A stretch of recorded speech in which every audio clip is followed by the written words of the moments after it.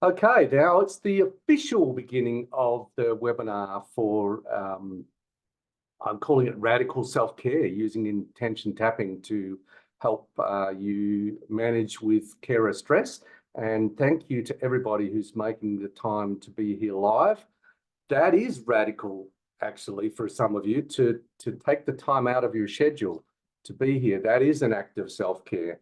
And I hope that you will use this time not only to care for yourself now, but also to take away some stuff that you can use so that you end up looking after yourself better so you can be better for everyone. All right, so let me just share my screen. I do have a lot of stuff that I want to try and cover. And also I want to do, of course, because it's intention tapping, we want to do a bit of intention tapping with one or two people from the group. So there will be an opportunity for you potentially to volunteer if you're a person who has a challenge with self-care. Maybe we'll get into what some of those challenges may be, and maybe we can free you up to do that a little more easily. So the aims of this webinar are to show you how to use intention tapping to free yourself from the stress of caring so much for others that you neglect your own mental, emotional, and physical health. I see so many people doing this in so many different ways, for so many different, seemingly good reasons at times. And I've also, as you know, I just gave a couple of examples in my newsletter this week. I've also done this many times in my life as well. When I first started working, I would worry about my clients for hours on end, lose sleep over them. I would work solid through the day without having my lunch and eat my lunch on the way home in the car, etc., etc., etc. So some of this I've learned the hard way, and some of it in more recent times I've learned the easier way with intention tapping. So I want to share that with you. I want to show you how to use intention tapping also to overcome the emotional and belief barriers to self-care, because there are some barriers to doing it. Otherwise, you would just do it, right? Everybody knows it's the right thing to do, but they end up not being able to find the time, not really acting in ways which are very loving to themselves, and not really focusing on their own healing and their own health. And so the aim is to help you negotiate. It is an emotional challenge to prioritize self-care. And the fear is, of course, well, I'm not going to care, the others need me, etc. The key is to find a way to do this without compromising your values. And the challenge is that sometimes those values have gone a little bit wild and you're attached to false values that are really not helping you and not best for them either. This came about, really, this webinar, because I every now and then I put out something on my newsletter and say, what's your biggest challenge right now? And so many people last time I did this gave examples that were challenges with caring. People who are carers, people who are caregivers, and people who are running businesses caring for others all came up with challenges. So there was Faye, for example, talking about her frustration and dealing with her husband who has dementia. There was Carmel, whose husband has stage 4 melanoma. There was Janice, who has an adult son who's dependent on her because he has a serious mental illness. And, all the challenges associated with dealing with that, and also the feelings of frustration and feeling trapped and so on. Laurie, who has an autistic teen at home full time and also wants to find a way to support herself. And then others who are dealing with high workloads and dealing with young kids and aging parents. So which are you? Are you the parent or guardian of a dependent child or children? Are you an adult with having to cope with aging parents and all that may entail, whether that involves dementia, Alzheimer's, those kind of things, or just the challenges of them losing their independence? Or are you in the sandwich generation that's dealing with both kids and aging parents? Maybe you're a carer for a child or adult with a medical condition or a disability or a mental illness and or special needs. Could be all of the above. My wife and I have an adult son who has Down syndrome, also has been diagnosed with autism, also has OCD, and also has multiple tic syndrome. So we're familiar with some of this. My mother has been in care long term and is now in the late stages of Alzheimer's. So I'm familiar with some of these issues personally. And also I'm a coach, counselor, therapist, practitioner, healer, and I care about my clients as well. So what are you? Are you one of those? Are you all of the above? Or are you a different kind of carer?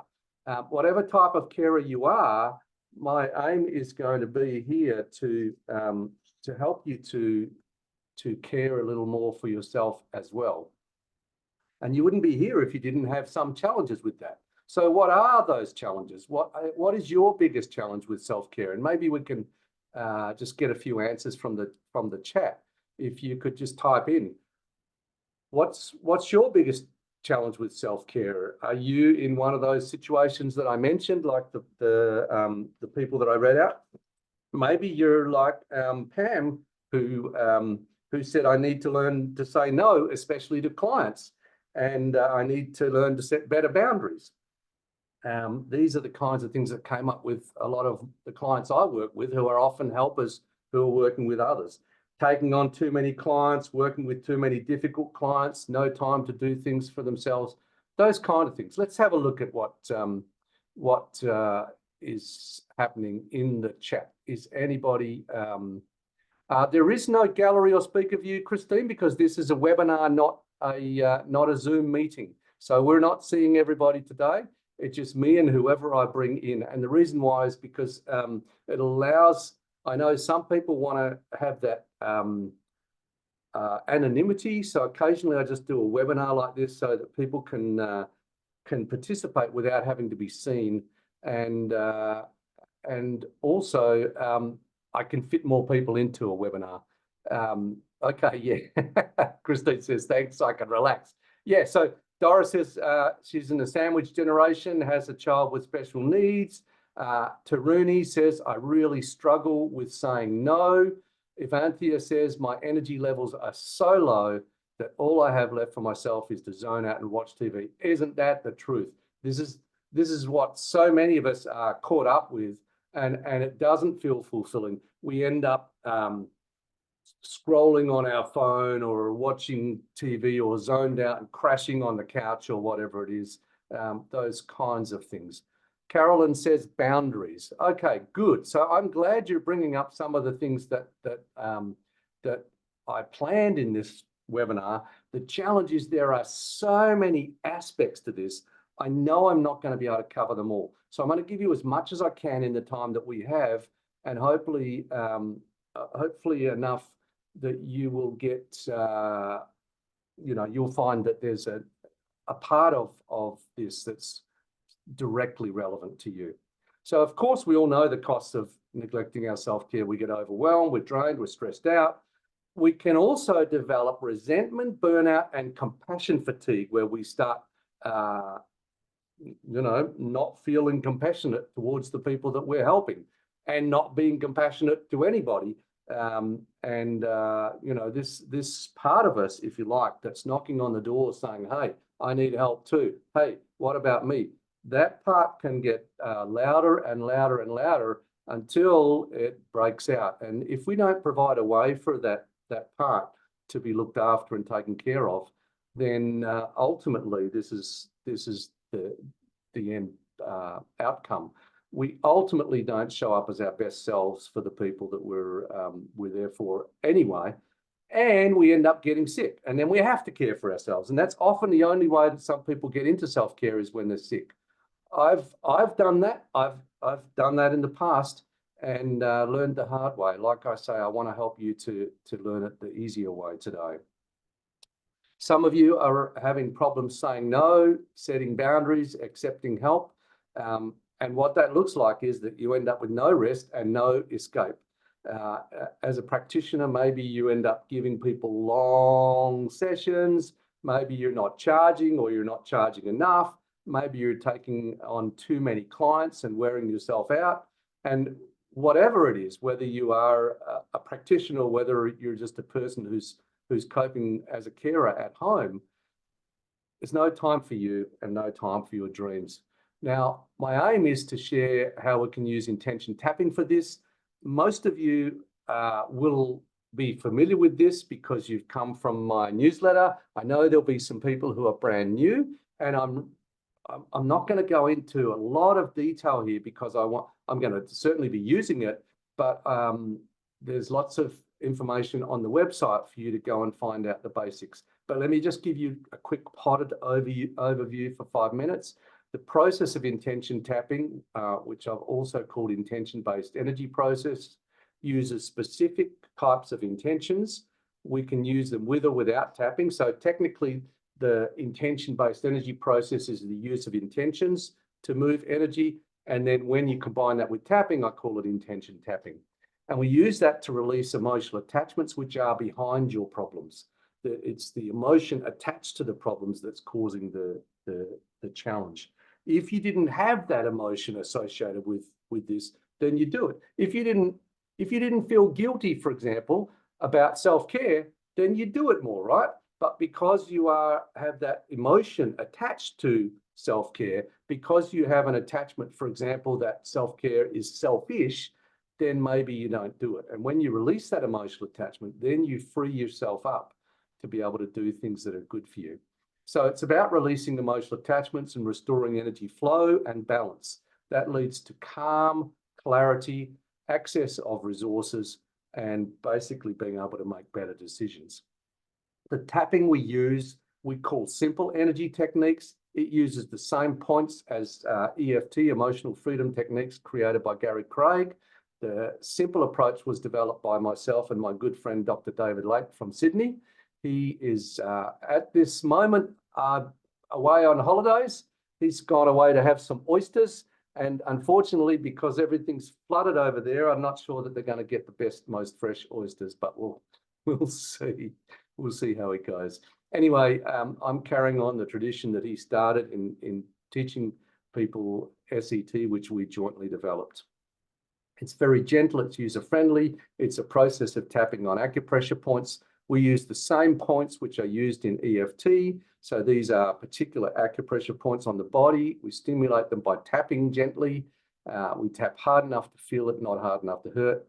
And each of these points in the diagrams can be tapped on any amount of times that you like. But generally, we'll tap on each one of them a few times and then we'll move on to another point. The process involves tapping, as I say, in any order on these points on either side of the body. While you're tapping on them, you can focus on whatever you're aware of, whether it's your upsetting thoughts, your feelings, your body sensations, your memories, whatever it is that's coming through. You can focus in on those problems and get relief. And you can also get benefits just from tapping. And we use an acceptance-based mindful approach where you just essentially pay attention to what's happening. You notice what's happening, you accept what's happening, you allow those feelings and thoughts to do whatever they're doing, and you add the tapping to them and you follow along. And in general, the more tapping you do, the better results you get. And we found that if you tap every day, that your stress comes down and your good life energy comes up. We also use a process of finger tapping where you use the thumb to tap on the side of the fingers of the same hand, and that's a discrete way of doing tapping in public. And if you know tapping, or even just based on what I've shown you, you can start tapping now, because then you'll have an hour of tapping between now and, yep, we've got about an hour to go. So you'll get a good hour of tapping in your system, and that will be a real good hour of self-care, because that tapping will get in. And even if you are not one of the volunteers, even if you're just tapping along, or even if you're just tapping the whole time and you're not necessarily focusing on your problems and issues, the tapping will benefit your energy system, and it will reduce your stress and anxiety and help you to have more well-being. For those, just very quickly, for those who are brand new, I'll go through and you can follow me just tapping on the, in fact, everyone can follow me, that wouldn't hurt. Just tapping on the in between the eyebrows, side of the eye, beginning of the eyebrow, then the side of the eye, edge of the temple, under the eye and the top of the cheek, under the nose in the hollow in the midline, under the lip in the hollow in the midline, underneath the head of the collarbone, close into the center of the chest, under the arm, about middle of the bra band for ladies, or level with the nipple on the side of the body for men. On the side of the thumb, level with the base of the thumbnail. On the side of the index finger, level with the nail on the end.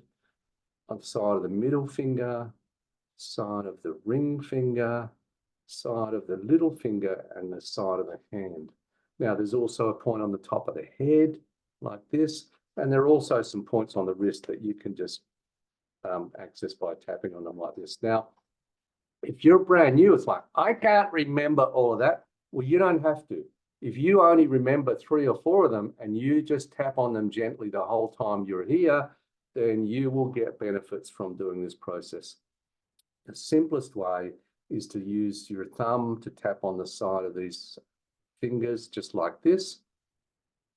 And I could do that while I'm talking with you. I've done it while I've been in groups, tapping under the table to keep myself calm and de-stress. I've taught it to people who are in all kinds of stressful situations to use it to help them to reduce stress. So start tapping and just be tapping the whole time for the rest of this webinar, and you're going to get the benefits of energy toning. I combine the tapping now with this process of using intentions, and the core intentions that I use in intention tapping are about releasing emotional attachments and restoring energy flow. When you have a problem, it's usually because you have emotion attached to that problem. When you think about it, it causes you to have a bad feeling. And you could say that every time you think about it, then you have the same feeling, or every time you focus on it, you have the same feeling, or every time that person does that thing, you have the same feeling. Well, then there's an emotional attachment to that. It's like the emotion is attached to the event, to the thought, to the belief, to the situation, whatever it is. We use the tapping to release emotional attachments, and then you can think about the thing without having the problem. We can also use intention. And the simple intention is, I release all my emotional attachments to this problem. I release all my emotional attachments to this person. I release all my emotional attachments to this thought, whatever it is. You only have to say it once, and then you keep tapping and wait and see what happens. The first time I did this, I just felt this amazing shift in my body. And I'd experienced this before with tapping. But what I found was that when I use these intention statements, it happens immediately. And the quality and the nature of the shift is quite big and quite dramatic and very powerful. So any problem you have, you can say, I release all my emotional attachments to this problem. Then keep tapping and notice what comes next. If you have a feeling in your body, and let's face it, this is how we feel our feelings. They're in our body. And if there was no bad feeling, there would not be a problem. I say to people sometimes, what's the worst thing that anything can cause you? Isn't it really how it makes you feel? And if it didn't make you feel that way, or it seems to make you feel, it doesn't make you feel that, but of course it seems like it makes you feel that. And if you didn't feel that, then you wouldn't have that problem. It wouldn't be the same. And so there's something going on in the body. And we see that as an energy disturbance, or a disruption in energy flow, or a disruption in energy balance. Now, most of the time, it's a problem of flow. It's just that we have a stuck feeling. And so when you use the tapping, it helps things to flow in the body. And you can also use these intentions. So if you have, for example, a tightness in your chest, which is what, that's my stock standard one, tightness in the chest, I can say, I restore the right energy flow to my chest. And I just tap and notice. And when I do that, instantly, I can feel the expansion. I can feel that I can breathe easier, and that tightness has just released just from using that intention. Now, you can also use the same statement for the sensation or for an emotion. So if you have a disturbance in energy flow, let's say you have butterflies in your stomach, you can say, I restore the right energy flow to my stomach. You could say it that way.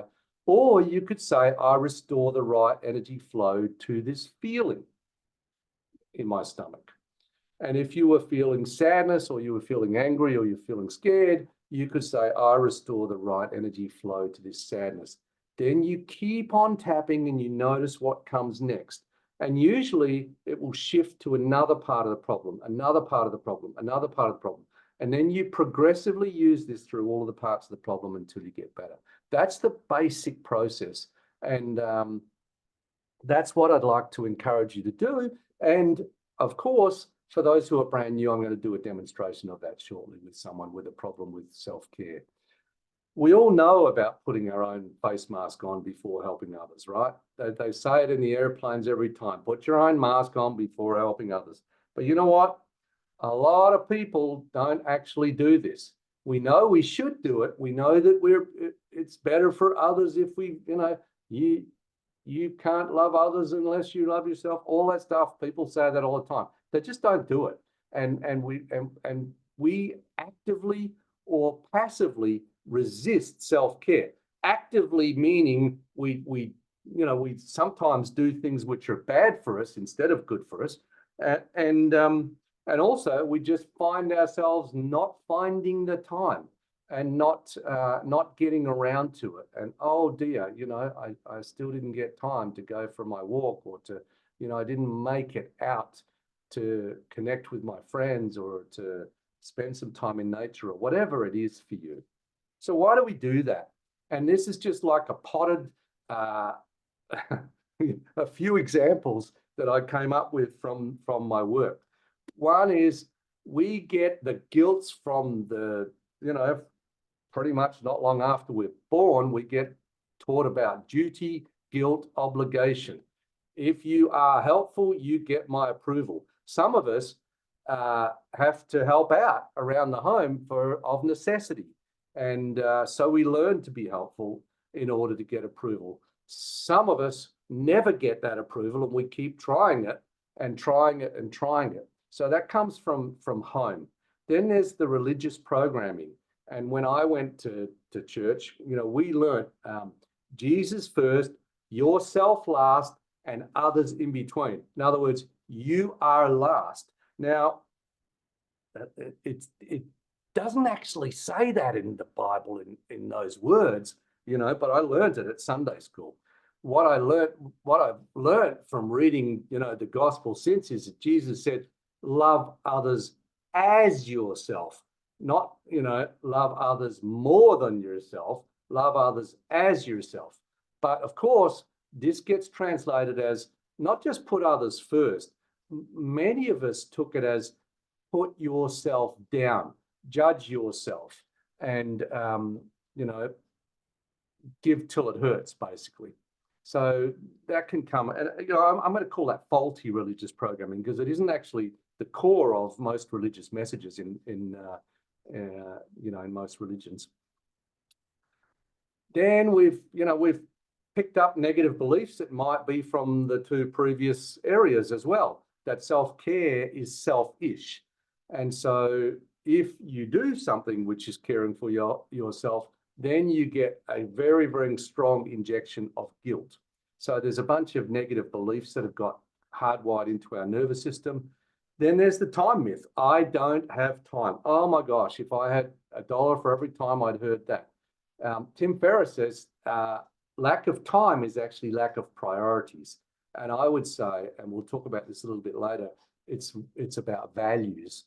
And we need to look at what your values actually are, and whether you really are living your life based on your values. Then some of us have learned to compulsively help. The need to be needed is strong. And, we get hooked into the benefits of being needed, and it allows us to think of ourselves in a particular way, but that can be compulsive in a way that becomes unhealthy.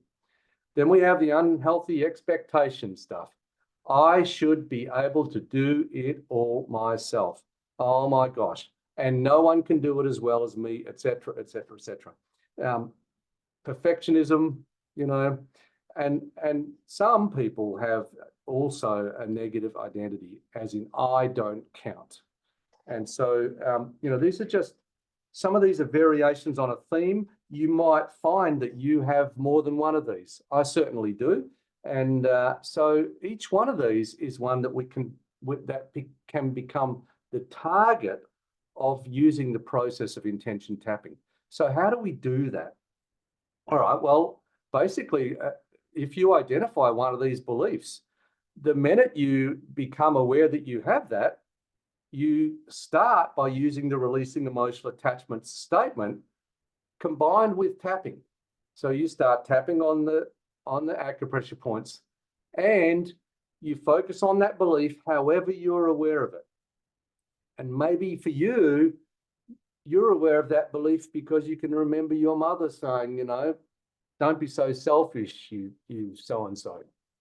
You know, my father used to say, lazy, good for nothing, okay? And so that's what I might focus on, is that particular thing, which leads to a belief about myself, okay? So whatever you're aware of, if you're aware of the belief as a statement, or maybe it's a voice in your head, then you can focus on that. So if you, for example, had the belief self-care is selfish, which is one we want to address here, then you could just say, I release all my emotional attachments to, if I care for myself, I'm being selfish. And now you just keep tapping and let that do whatever it does and notice what comes next. Now, if you have a feeling in your body associated with this belief, for example, you feel guilty if you think about doing something for yourself, or maybe you start to go do something for yourself and you feel the guilt, then you can start tapping and you can say, I restore the right energy flow and balance to this guilt. Or if you're aware of where you're feeling it, you know, maybe you're feeling like a bad person because you're off doing something for yourself and you shouldn't be. Then maybe you have that fear feeling in your stomach. You can say, I restore the right energy flow to my stomach. Then if you want to go further, you can follow whatever comes next. If it's a feeling or a sensation or somewhere in the body that's disturbed, you restore the energy flow. If it's a belief or a thought or a memory or an image, you release your emotional attachments to it. And you follow through. You can also work on where you learned this, who taught you this, and this is the key one, to what applied then, applying now. To what applied then, applying now. In other words, some of these beliefs develop because they were functional in your household when you were young, or they were functional, you know, in your social environment, but they're not necessarily functional now. They're not helping you now, and they're not doing good for you now. So you can release your emotional attachments to a belief that you got then, having to apply in this situation where you are right now. And once you release that attachment, you can say, yeah, that's what I had to do back there to survive in my home because, you know, my mum had schizophrenia, someone got ill, I had to be the helper, I had to be the responsible one, whatever it is. You can release your emotional attachments to what you needed to do then, defining what you need to do now. And then you just follow to any related things that come up. Okay. One of the big areas where we also want to apply this is on setting boundaries and saying no. So just to give you some ideas of beliefs to release, and then we'll get someone to volunteer, and we'll see if we can work with someone who has a challenge with self-care. It might be in the areas of boundaries, or it might be in the areas of saying no, or it just might be some other challenge that you have with self-care, like the frustration of dealing with your loved one, or whatever that is. But here are some of the beliefs to release. If you are one of the many people that have written to me about your problems in setting boundaries and saying no, or, you know, plenty of my clients are working on these issues right now. One of those beliefs is I am needed. And if I'm needed, that means I'm valued. Now, it might seem strange to do tapping on that. Being needed is good, being valued is good, but actually you can be, the reason why we're having this webinar is because some of you have this too much. So there's an element to this which is maybe a bit dysfunctional, maybe a bit toxic, maybe a bit not helpful for you. So you can do tapping on, I release all my emotional attachments to I am needed. You can do, I release all my emotional attachments to they need me and they can't survive without me. Now that might seem true. And for some of you at some times it might be true, but that might only be true because you haven't started to look at how you can get help or how you can reach out. And as long as you stay attached to they need me, and they can't survive without me, then there is no escape. I'm the only one who can help them properly. That is a very, very common belief. And maybe it goes so far for some people as martyrdom. You know, Ellen White says, don't pity the martyrs, they love the work. Well, maybe you're attached to this is your lot in life and the sadness and the poignancy of that. I've had those kind of poignant ideas and thoughts my whole life.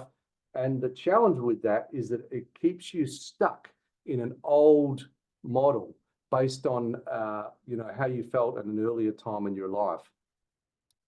What about avoidance? Maybe you're attached to saying no is mean. Saying no, would mean that we'd have conflict. Saying no would mean that, there will be a mess or something bad will happen. And maybe you need to release your emotional attachments to that in order to free yourself up to see that, hey, not all conflict is bad. Sometimes when people see things different ways, then they need to get that out on the table so that they can understand how, what you are wanting and what you are needing, and they'll never see that unless that comes out. Or maybe you have the superhero fantasy. Maybe you believe that you can have it all and you can do it all. And oh man, unfortunately, there's so many people that are peddling this out in the world and trying to make you believe that. And their carefully curated lives are being shown on Facebook and Instagram and all those things, and you don't get to see behind the curtain. I can tell you, I've looked behind the curtain my whole life. That's what I like to do. And nobody is doing everything. Everybody has challenges. You just don't get to see those in some cases. So each of these is a trap. And let's start releasing our emotional attachments to them now. So I know some of you will already be doing that. I want to say to you that if you're saying yes to something and no to yourself, every yes is a no to something else and every no is a yes to something else. So the question here is, what are you saying no to? And what would you like to say yes to? What's something that you'd like to say yes to that you are currently saying no to? What is it that you have aversions to doing or to having? Maybe you're saying no to your hopes, your wishes, your goals, and your dreams. And maybe it seems that way because I know for some people who've ended up with very difficult situations, who have people who have very high care needs, it seems like there will never be a way out. And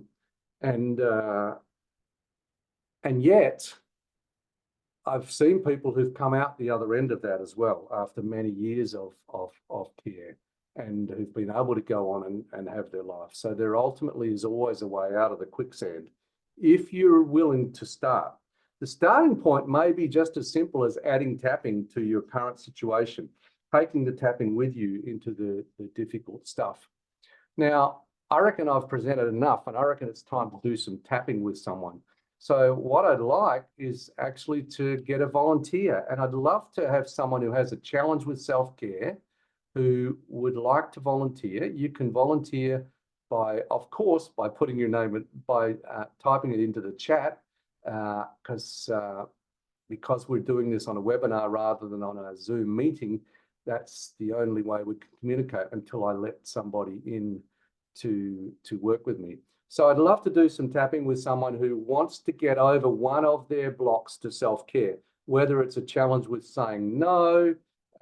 Linda, is typing Linda mean that you want to volunteer?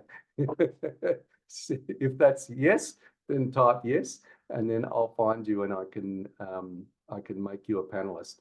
By the way, I should have said, if you're going to volunteer, you have to be willing to be recorded, and know that the recordings will be shared with others, and there will be no compensation for that, and so on and so forth. So you need to absolutely be willing to say yes to that. So if you can type yes to that as well, Linda, then I'll find you and I will promote you to panelist. Now, also, I need you to have a good working internet, so that we can get you on here and everyone can see you.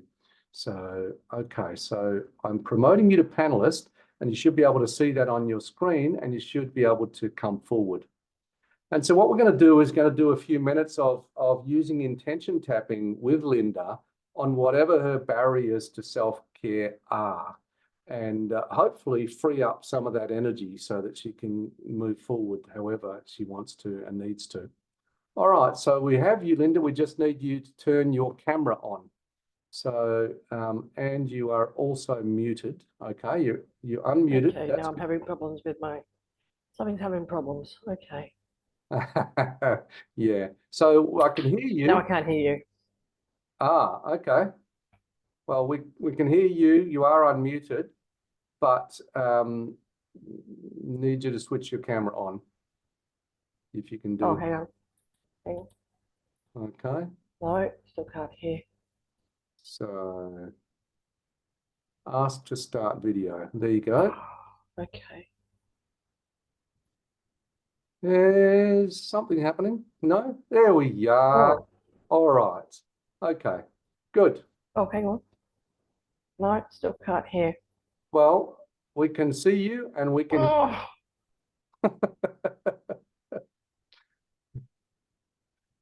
This sometimes happens. So you might just need to do some tapping. Can you hear us? I can't hear. I can't hear anything. Okay. All right. Well, we can hear and see you. I'm not sure what we can do, Linda. Please check your connection. Just let me try something. Audio settings, and if we can get you on in a minute. Okay. Oh. Taruni's saying sign out and sign in again. Yeah. I don't know if we'll have long enough. Yes, signing out and signing in, number one thing for most things. All right. Sadly, I think we're going to have to try someone else. So, sorry about that, Linda. Isn't this just the way? You go to do something for yourself and then a barrier comes in the way. Okay. So, but Linda is not going to have nothing.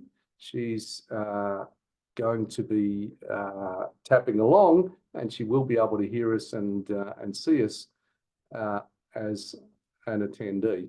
Okay, so sorry, Linda. I'm sure you can hear me now, and I'm sure you can see me now. And unfortunately, we're going to need you to tap along with whoever we do work with. And sometimes, you know what, that ends up being the right thing. So, in fact, Byron Katie would say, how would you know it's the right thing? She'd say, because it's happening. And that's the challenge. We have to accept whatever happens and go with that. So let's see if we can get another person who would like to volunteer. And Linda, I'm afraid you're going to have to just tap along, and hopefully you'll be able to borrow some benefits. And I'd love to hear from you afterwards how that goes. So let's get someone else who has challenges with their own self-care and would like to volunteer to come forward and have a go. Hopefully we'll find someone who has a good working internet, and we'll see. But so far, you're still the only, Taruni. Okay. Thanks, Taruni. I thought for a moment we weren't going to get another volunteer.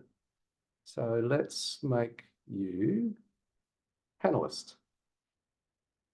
Here we go. Of course, this aspect is easier on Zoom when you can see everybody already and so on. But anyway, can't get everything into one package.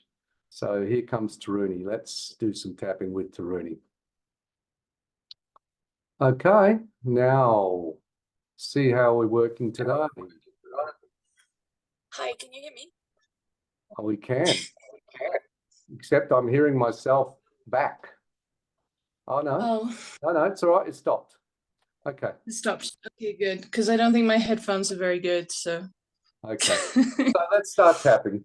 And everybody start tapping because it's always a bit stressful when somebody misses out and there's the thing of, oh no, and so on. And now we've got you here. And I suspect we'll find that some of the issues will resonate anyway for Linda and for everybody else. So what's your challenge with self-care, Taruni? Well, in some ways, a lot less serious than other people have been sharing. You know, it sounds like quite serious situations they're in. But really, I just find it very, very difficult to relax. And if somebody wants me to do something, I find it so hard to say no. Like the guilt and the shame, the spiral is so extreme Yes. that it's just easier to say yes. Yes. Even though I don't want to say yes, and Yes. saying yes, I become angry. Actually, that's the paradox, because you'll tell yourself it's easier to say yes, but if you put all those yeses together, is it easier? Well, in many ways, no, but it's just such an extreme avalanche of emotion. It's just very, very, very hard. Exactly. And, you know, I really need to relax. My husband and I are wanting to start trying for a baby. I'm tapping on my fingers. Oh my God, you want to relax and you're trying for a baby? Yeah.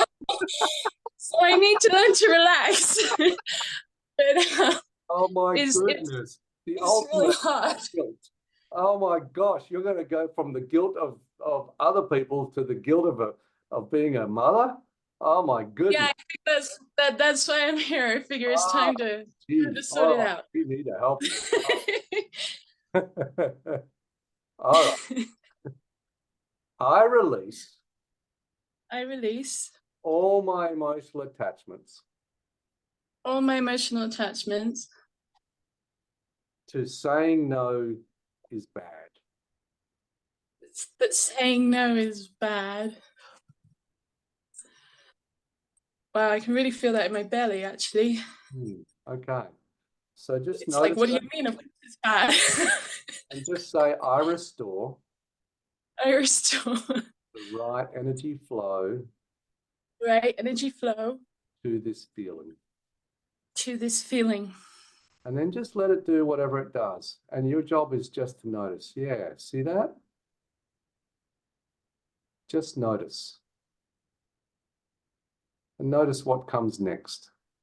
Might be a different feeling, might be a different thought, might be a change to the feeling. Yeah, it's a feeling in the top of my head. Okay. We're just going to follow these. Now, yeah. So just say, I restore. Right energy flow. To my head. And just notice. Yeah. So anyone who knows tapping knows that yawning and sighing is a very familiar sign of things moving, energy moving. And just keep tapping. I'm feeling anger and anxiety now. A lot of anxiety in my belly and some sense of fury, you'll see. Fury and anger. Oh my gosh, women aren't supposed to feel angry. That's terrible.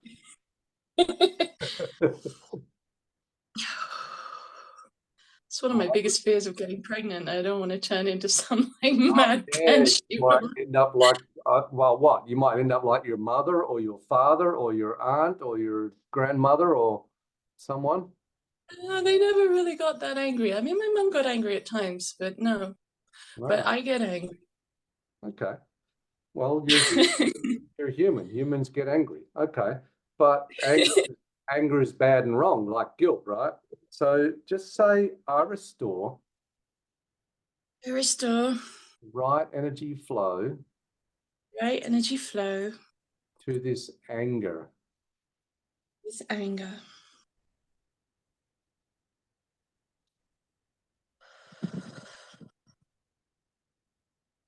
That I shouldn't be feeling, That I should not be feeling. but I am. Oh, but I always am. This is the part I'm of getting a you real that tightening in my chest now. I'm going to project that this is the part of you that's getting pushed down every time that you say no to it and yes to everything else. Yeah, maybe. Yeah.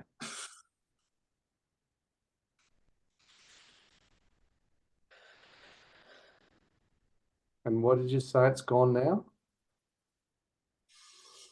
Tightness and I don't know, another feeling in my chest. I'm not sure what that is. Okay. So just say I restore I restore right energy flow right energy flow to my chest.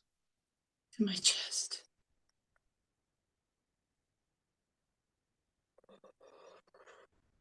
And just let that feeling do whatever it does and change however it changes and move however it moves. Let's see what happens.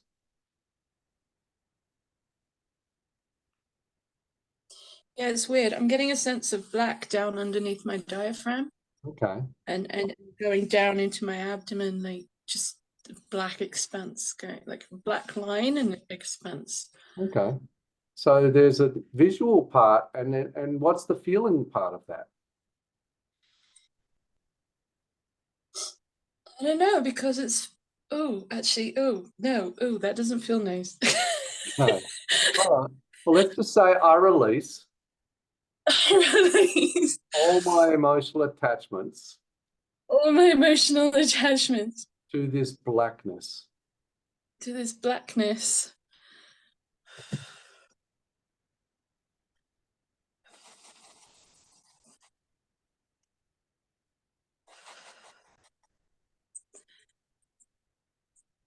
Okay, that's easing, but it actually feels like there's something flapping around in there. Okay. It's not nice. All right. Well, you can find a bird, it flaps around like crazy and, just all it wants is to get out, Oh, I think it's like some monster from the X-Files or Oh, something. okay. So you're like, this is alien. It's like, yeah. Yeah. I don't know, you know, there's some really weird looking monsters sometimes. Release all my emotional attachments Release all my emotional attachment. to my inner monsters. Oh, to my inner monsters. Yeah. That's the way some people think about their feelings as monsters or, the devil or whatever. And they think that way about their thoughts as well. And when they have those attachments, it just makes them fear the thoughts or feelings even more. We believe in intention tapping, the feelings they need to move. Energy needs to move and process. And as it does, of course, there's some strong feelings sometimes as it moves through your body. But that's how you process things. It's how you deal with things. So what's It feels like it's still there, but it's a lot more chill. a lot more chilled? Okay. It's not flapping quite as madly, let's just say. No, it's more like wriggling Okay. in some discomfort. Yeah. So just say I restore I restore right energy flow and balance the right energy flow and balance to this feeling. to this feeling.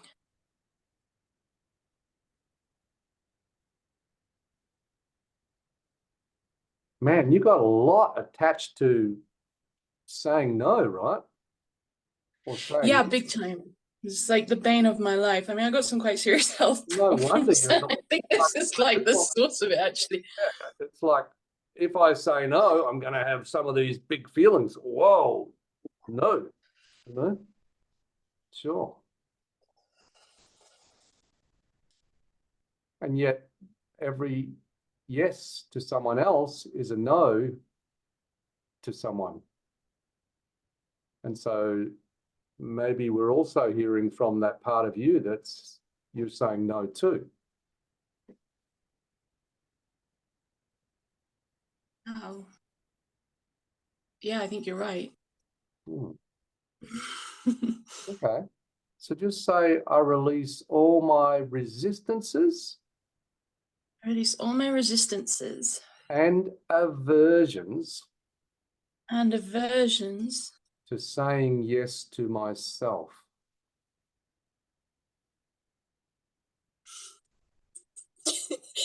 That's saying hard. yes to myself. See how hard that is? It's embarrassing.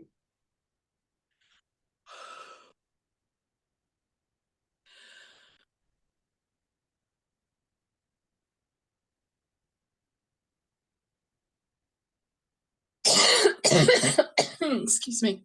Well, you know, maybe, I don't know about you, but I learned that some things, you know, you can burn in hell for, you know, all eternity for certain things, and selfishness and greed and all that kind of stuff is in that category. I was actually raised an atheist. I think it's just as well. I've had a lot of people ask me if I was raised Catholic. I apparently Well, have all the I same tell you what, issues. I'm you've not got some sure pretty how. strong, you've got some pretty strongly hardwired beliefs for an atheist. Yeah, past life, maybe. Yeah. Atheist just means you don't believe a certain thing. It just doesn't mean that you don't believe other things. So you've got your personal religion, and your personal religion is help everyone, not myself. Yeah, that was my mum. Ah, I release all my emotional attachments I release all my emotional attachments to my mother's religion. my mother's religion of what, like helping everybody Hmm. else and not the self. Hmm. And it makes sense that you would have to take that on board around her, because it's would be the only way to get approval from her. And on a subtle level, maybe. I mean, honestly, she never really expected that much from me on an external level. Well, that doesn't mean, you know, when you're little, you just want to be like them, you know? Yeah, I think I picked it all up Hmm. internally. Yeah. So just say, I release all my emotional attachments I release all my emotional attachments to having to be like my mother. to having to be like my mother.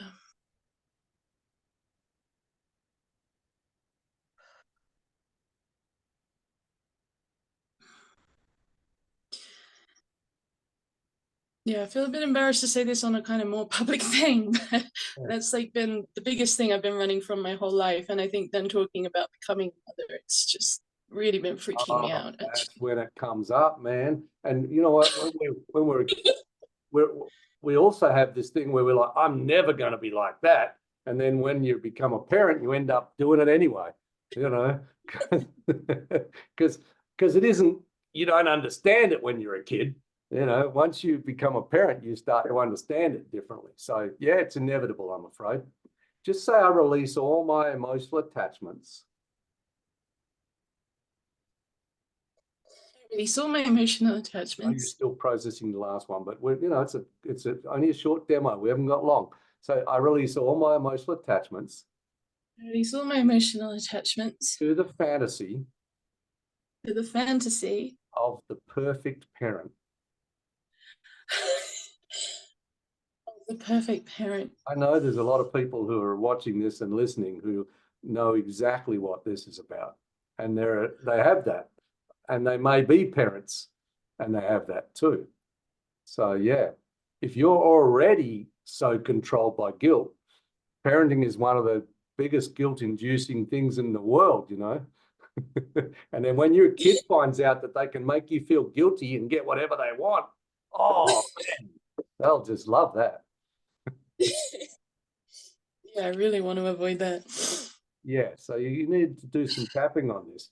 one is releasing your, of course, the attachments to the perfect parent. Some of it is releasing your attachments that came from mum and her definition of what's perfect and what's good. Because we need to work out where you are. Yeah, I don't actually know. No, you've been wearing someone else's clothes for so long, you don't know what clothes you like. Yeah, I've said before, it feels like I'm made of guilt. Like my bones are literally made of it. Okay, just say I release all my emotional attachments I release all my emotional attachments to guilt. to guilt.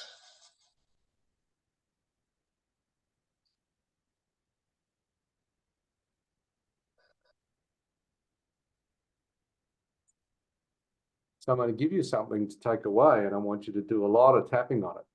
Guilt is never a good reason for doing something. Never. Because it's a hook, right? Now, of course, guilt is something that we learn to cause us to realize when we're off track or when we're doing things, you know, that might be hurting others.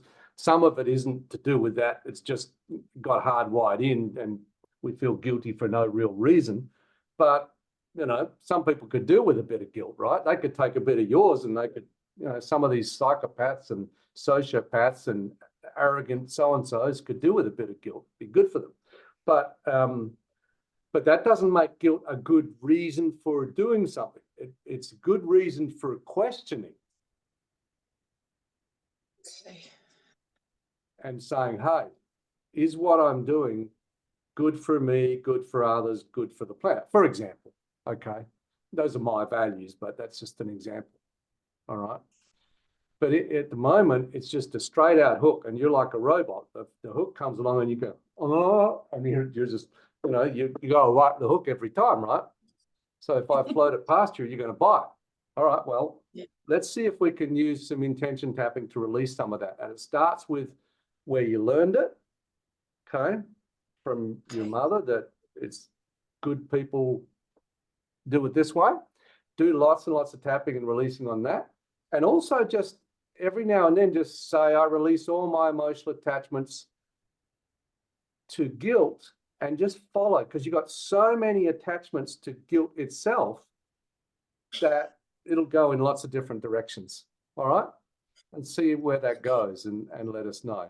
And I know you're still processing because you're still not fully breathing right. Just to finish off the demo. But I do feel a lot more settled and open. Yes. And a bit more peaceful. So I'm really grateful for that. Thank you. That's kind of happened down here. So that the disturbance is still kind of here. All right. So we kind of, if we kept going, it would keep moving up, you know, and that will clear too. All right. So you keep tapping the rest of the time, do some tapping afterwards and send me it and write to me. Okay. That's all right. Thanks so much, Steve. Now you have to say yes to that. And if you don't do it, you have to feel guilty. All right. All right. I'm your girl. Okay, thank you. All right, I'm just going to put Taruni back. Thank you. I'm sure everybody would like to give a round of applause to Taruni. And Linda is actually saying, as a mum, this has been extremely helpful. Oh, yes. Oh, man, guilt, guilt, guilt, guilt, guilt. Brenda says, what's the difference between saying I release all my emotional attachments to guilt or feeling guilty? Well, first of all, yes, if she's saying dealing with the feeling of guilt, then we could just say I restore the right energy flow to this feeling. But for Taruni, she's got so many emotional attachments to guilt and what that means that we're actually getting her to release some of those emotional attachments, and then she'll get the energy flow happening. Okay. Caroline says, thanks. This has been very healing for me. And lots of people saying thank you. I hope you read those in the chat, Taruni. Sally says, thank you for being so vulnerable and trusting yourself. Yeah. So a big round of applause for Taruni for that. So every yes is a no to something else, and every no is a yes to something else. And you can do tapping on either side of this. You saw here that I used that statement that you see on partway down this page. I release all my resistances and aversions. If you are resisting taking time for yourself, if you're resisting doing your exercise, if you're resisting, you know, going for that walk, whatever it is, you can just start, I release all my resistances and aversions to X, whatever it is that you're resisting. And then some of that resistance will come to the surface, and then you can tap on it, and you can often find that you will get progress after that. Okay, we're just going to move on. The no time myth. I've told a lot of my coaching clients, I was working with this lady once, she's a global manager, and she says, I don't have time to breathe. And I said, well, that sucks, because if you don't have time to breathe, you're dead. And I said, it's not actually true. You do have time to breathe, you just got your priorities wrong. So I mentioned Tim Ferriss says it's actually lack of priorities. I would say lack of time to breathe is a lack of clarity on what's really important. Like breathing is number one. It isn't actually. Breathing is number two. Number one is finding a reason to breathe. Finding a reason to breathe, finding a meaning that's worth staying alive for. And so that's where you start asking yourself, okay, what do I want in my life and what's most important in my life?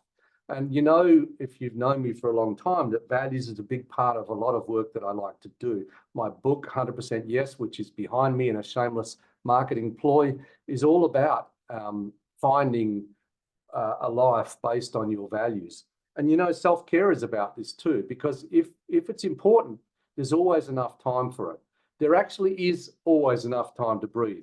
You've just got confused by thinking that other things are more important than breathing. For goodness sake, come on. Let's come back to basics and let's go, okay, what's really important to us? What's really important to me in my life? And then let's actually focus our life around our important values, and let's include us in that. So, of course, there are conflicts sometimes between one thing that pulls us one way and one thing that pulls us another way. And I don't have time in this particular webinar to get into those, how you address conflicts in values, but you can get that in my book.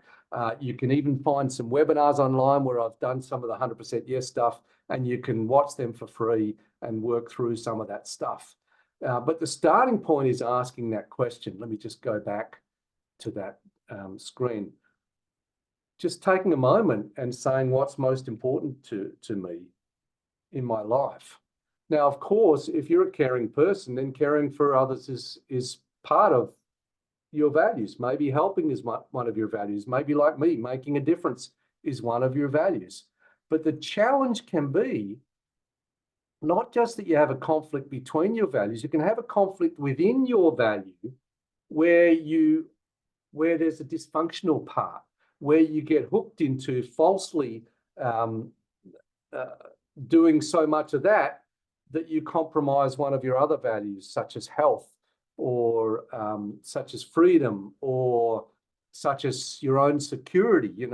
People who are taking clients and not getting enough money for themselves are compromising their own security needs in order to help others and their own mental and emotional health. So we need to release our emotional attachments to the false parts of those values. Now, how do you do that? Well, you know what? Start with the value itself. This is what you can do with intention tapping. Start with what seems like a positive value, such as making a difference or helping others or being a helpful person or whatever it is. And just say, I release all my emotional attachments to being a helpful person. Now, you'll find, if you're like most people, that some things will come up where maybe you're doing that in ways that are not helpful and not helpful to you, and that there's suffering involved. I call that a false value. If there's any part of it that leads to suffering, then it has to be false. The truth is always liberating. It always frees you. So if you're suffering, it must be false. You say, they need me. They wouldn't be able to survive without me. All right, well, I don't know whether that's true, but when you focus on that and when you think that and when you act on that, is there suffering involved? Because if there is, then it's a false value in some aspect, or part of it is tainted. There's a part of it where you end up having to give till it hurts rather than actually to give in a way that's sustainable. And so if you say that and you think that and you act on that, and it's all good for them and it's good for you and you love it and they love it, great. There's no problem. There is no challenge. Go ahead, have a happy life. There's nothing to see here. But if you're like most of the people that have tuned in, there's something about your positive, so-called positive values that isn't so positive. And so all I can do here is encourage you to bring those values up, the things that you believe that you should do or that you have to do. And that's the bit right there, by the way. That's usually the bit that is the bit that causes suffering, the should part. You know, this is what causes guilt, the should part, rather than just doing what's good because you know it's good and because you're a loving person and a compassionate person. You know, when we strip away all the BS, which is the belief systems and the attachments and so on, joy and compassion and love and all those things are actually naturally, they flow out of us. And so we do things because we are that. But in the world of, you know, pleasure and pain and reward and punishment, we learned that we had to do it to get approval. And there's the hook, right? So you release your attachments to your need for approval. And maybe you fear, well, if I didn't have that, I wouldn't do it. Well, actually, it turns out you probably will, but you won't do it in a way that's unsustainable. You'll find a way to value yourself. Now, if you do want to value yourself, I want to give you a couple of ways forward. Many of you have heard of the story that Stephen Covey talks about of the big rocks, you know, the guy who had the bucket and he puts all these rocks into it. And then he says to the group, is it full? And then, you know, that some say yes, some say no. And then he shakes some little stones down and they fall in between the big rocks and fill up all the spaces. And then he says, is it full? And people say, well, no, there's still some space. And then he puts some sand in and shakes the sand and the sand fills up all the rest of the spaces. And then ultimately he fills it up with water and now it's full, right? And then he says, what's the message? And most people say the message is you can always do more than you think. And that's the reason why most people are doing too much and pushing themselves too far. Because the real message is not that you can always fit a bit more in and you can always do more. The real message is that if you don't put the big rocks in first, you will never get them in. So surely the big rock has to be your health. Surely the big rock has to be your well-being. Surely the big rock has to be your loving yourself so that you can go forward and help those that you want to help and care for those that you want to care for. So if you're able to, then put the big rocks in first. Now, I know for a fact that some of you are not going to just run away and do that. I'd love for that to be the case. I know that you have resistances and aversions to that, and so you need to do tapping in order to get yourself to do that. But the best thing to do would be to just go, hang on, what is what is important?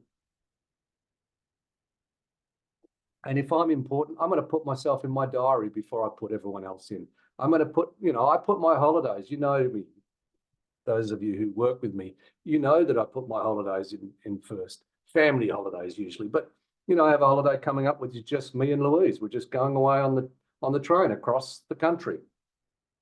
And man, I can just think about that and relax. And that's a big rock and it's in there first. It's going to be good for us in our relationship. It's going to be good for us in our mental and emotional health. So we put that big rock in our calendar.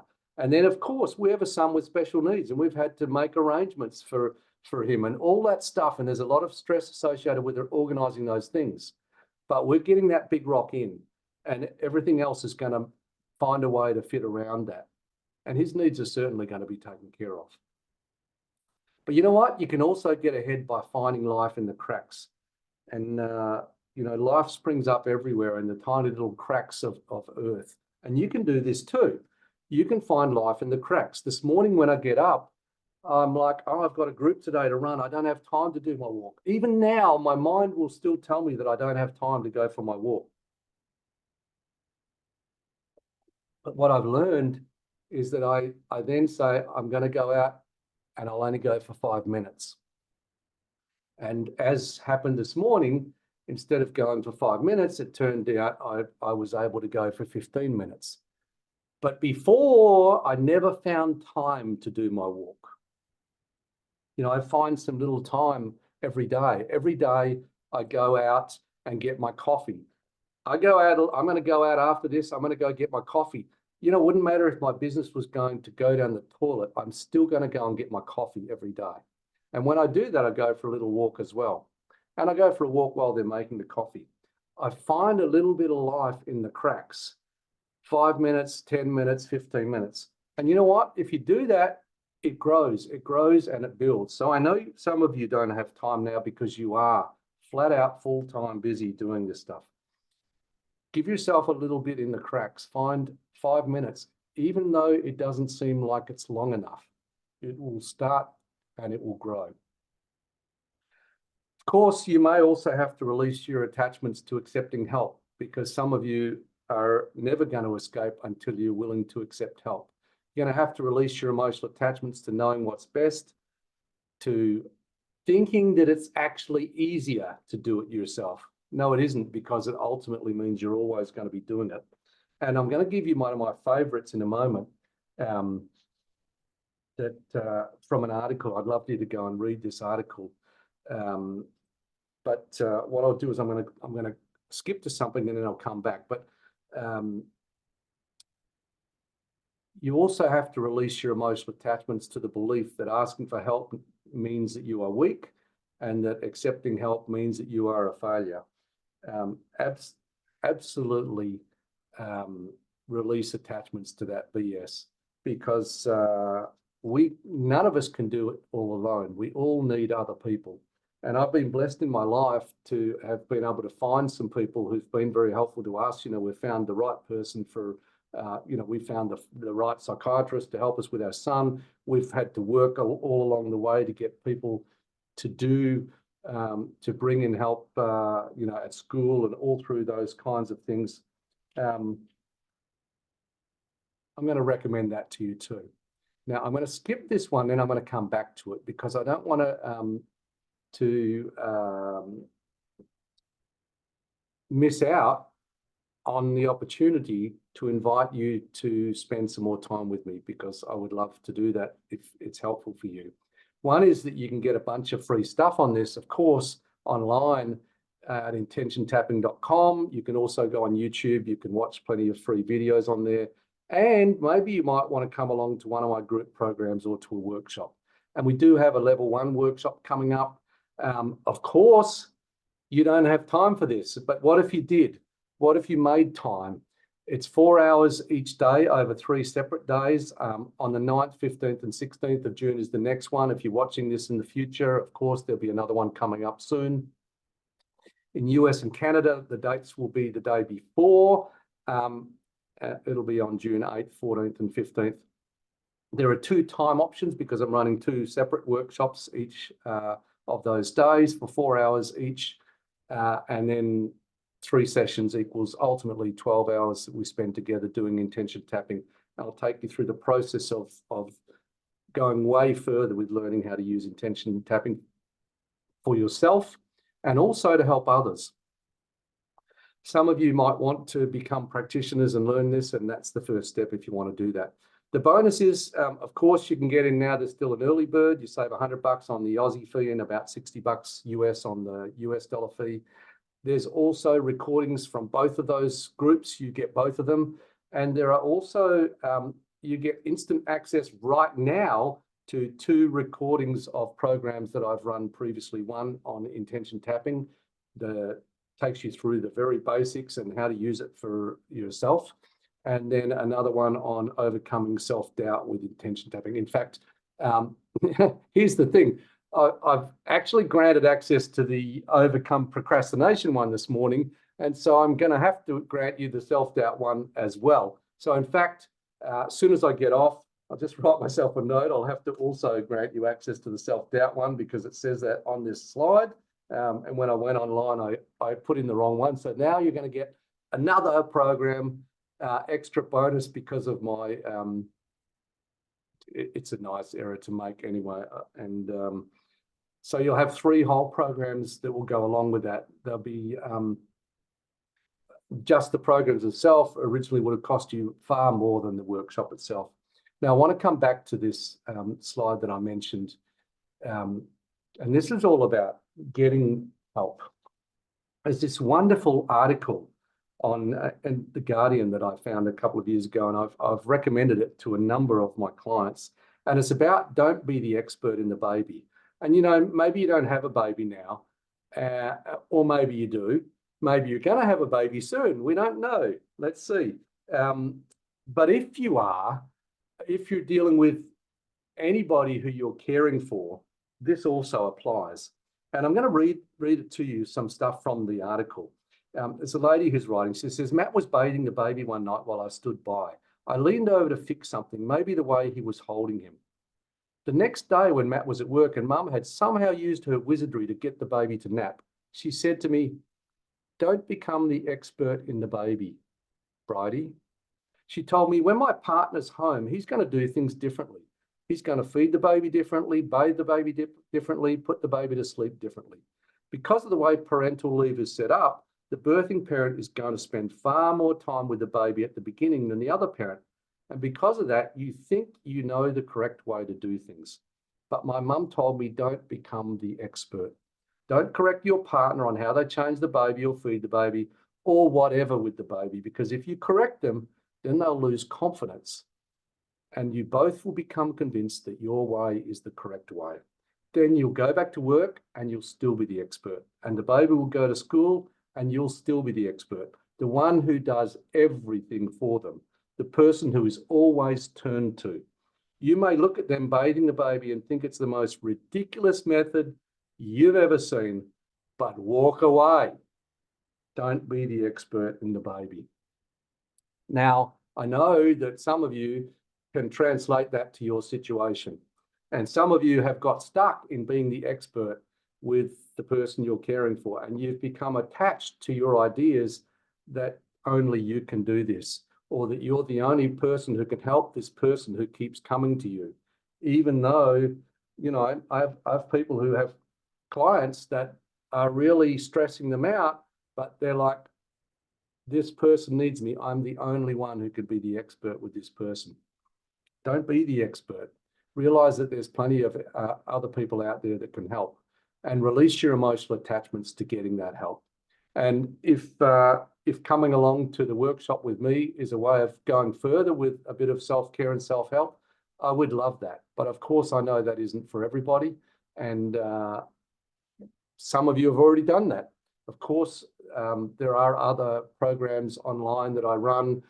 If you go to intentiontapping.com, I have various group programs. And maybe we have a chance to get together face-to-face in Italy or France this year, where I'll be running my first live workshops since before the pandemic, actually.